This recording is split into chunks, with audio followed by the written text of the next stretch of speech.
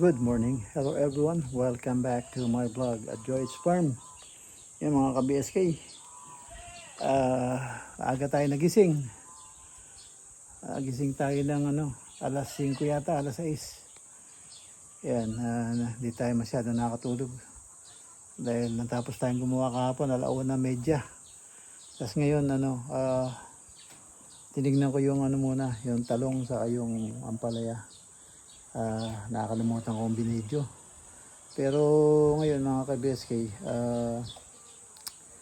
yung mga papi hindi ko muna papakainin. Maaga pang masyado. So, puntahan ko lang yung yung nasunog kagabi. Video ko saglit kung hanggang saan umabot. Pero napakalapit na lang, mga 30 to 50 yards na lang sa akin yata. So yan, papasyalan natin mga ka-BSK. Daling ko si Serve para ma-warm up. Yan, samahan niyo po ako.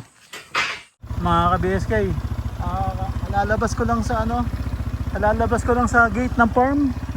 Ayan po yung farm ko, yan. Ayan po yung gate niya doon. So may puti na yun, may sako. Ito lang po yung mga hayop ko. Tapos yung apoy po kagabi, ito na. Ito lang siya, oh. Malapit na sa paanan, no.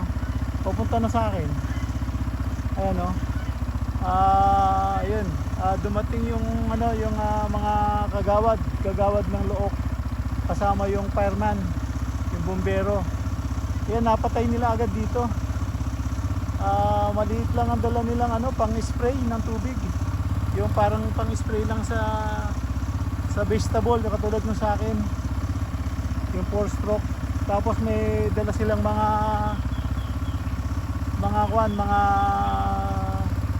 ano bang tawag doon, pamalo, pinapalo nila. Meron silang malapad na goma. Ito lang yung sunog mula sa taas bumaba rito. Ayan, andyan na yung sunog. At gagawin tayo sa bandaron. Ayan, gagawin tayo sa bandaron. Yan, gagawin tayo dito sa banda rito. Umabot na rin dito eh. Pero actually, dito na talaga, napaka-close na sa akin. Shoutout pala dun sa kagawad Alvin. Yan, maraming salamat. At eto na mga ka-BSK. Eto na siya, nasa baba na Eto na yung totally, ito na konting usog lang ito na, nasa baba na kinakain na tong yung mga tuyong dahon. Ito na, bumaba na rito, pababa na rin doon sa akin. Pero napatay nila to. Napatay din nila yung papunta doon sa akin. So ito, ang ganito yung sunog mga ka-BSK. Ayan na, nakita nyo yung bakat. Ayan na mga ka-BSK. Tingnan natin yung pinsala ng sunog sa banda rito. Ayan ito na Ayan nakita nyo? Ayan yung sunog na, sa baba na buti may daan dito bago't makatawid sa akin. Kaya ginawa ko, binasa ako. Ayan na, sunog na. Ayan dito. So gagawin tayo sa bandaron.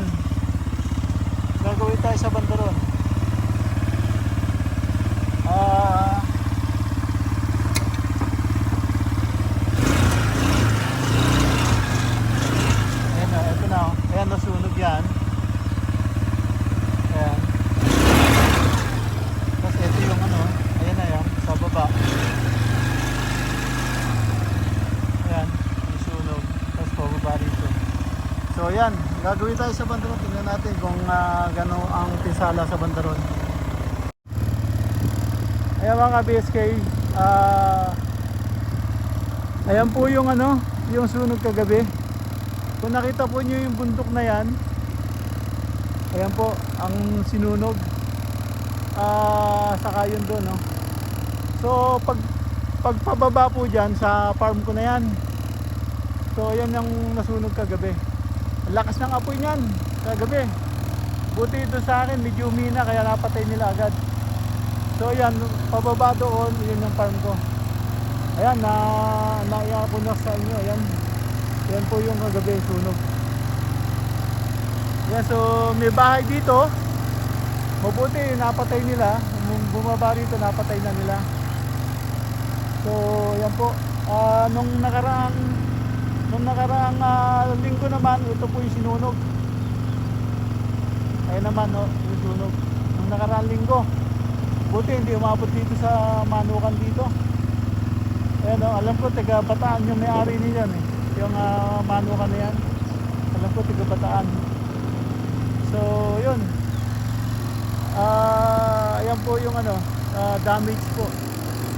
Buti hindi umabot dito. So, ayan, taas dito, baryo na po yan.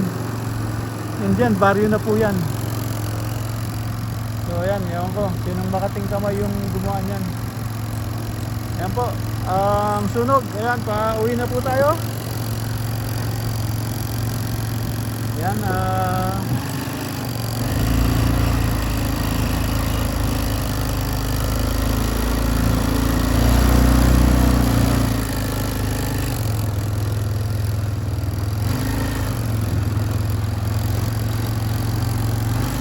dala ko po si Sir.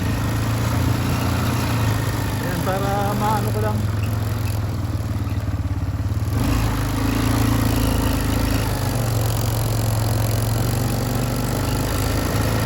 Ayan po yung sinunog, oh. Last week. Damay, hanggang doon. Tapos to, nakatuan din nila to. Dapat malaman kung sino gumagawa nun.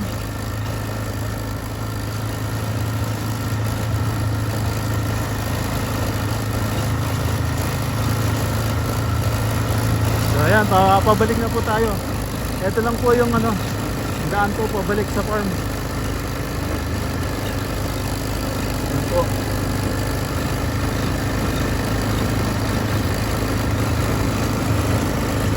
Buti hindi bumaba rito, oh. Maraming puno.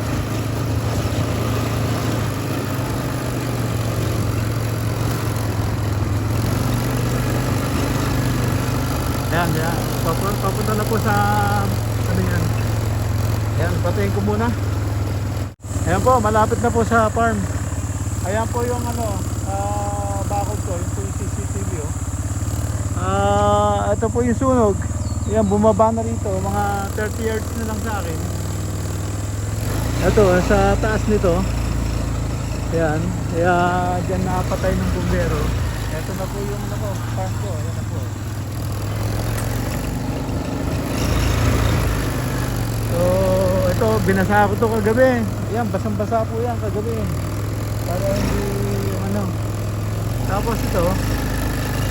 So, dito na tayo. Ito yung gate ko po.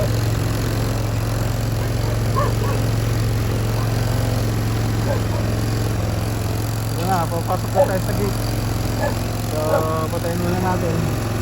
A few moments later. Ay mga best kayo. Pag uwi ko dito sa farm, yung umuusok, yan nagliyab na. Ayun na, nag-start na naman ng fire.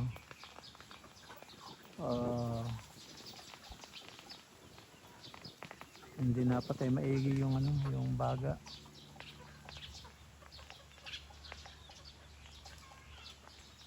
Ayun na. Nag-start na naman. Pero hopefully wala nang dry grass surround it. So hopefully hindi nalalaki yan. Yun. The time is anong oras na talk? Anong oras na? Oh, I think 11:45. Ayan. Nag-uusok na naman at umpisa naman si Cindy. It's 11:45 in the morning, close to 12 o'clock. It's getting start again. Hopefully it's not gonna go big because there's no more dry grass surround it. So let's see. Ayan mga ka-BSK, naikutan natin yung bundok. kung ano yung pinsala. Andito na tayo sa loob ng bahay. Yun, yung usok na nakita ko nag-ignite uli. Yun, nasunog. Tapos lumakas ang apoy. Pagkatapos nung gumapang ng konti, inabutan yung dati sunog yata. Yun, biglang namatay din agad. So, hindi naman tumagal, siguro mga 15 minutes lang, siguro, o 20 minutes. Yun, humina rin, namatay din yung apoy. So, yun mga ka-BSK. Yung wildfire, hindi alam kung sino nagsunog, so inaalam pa nila. So, yun, sana hindi na maulit. Kasi talagang very close talaga. Pero meron naman daanan, parang may break din para sa akin. So, kaya lang, yung puno, nagko-connect sa taas. So, hindi rin natin alam. Pero thanks God, hindi tumuloy. At inaalala ko baka lumaki yung apoy. Siyempre, iinit yung mga hayop. May mga alaga tayo. Yan lang po mga ka-BSK. Paalam na po ako. End up na po ako dito sa aking simpleng video. Yan. At kita-kits tayo sa susunod na upload. Yan, maraming salamat mga ka-BSK. Thank you for watching. Ingat po dyan and God bless. Keep safe everyone. Bye-bye.